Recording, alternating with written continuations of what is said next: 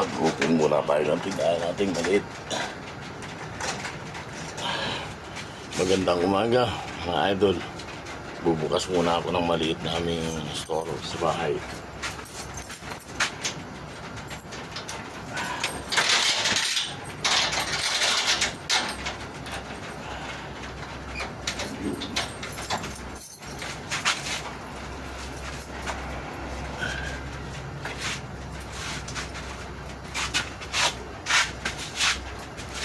Wala pa yung aking walis ay paahin ko muna at ang dumi-dumi.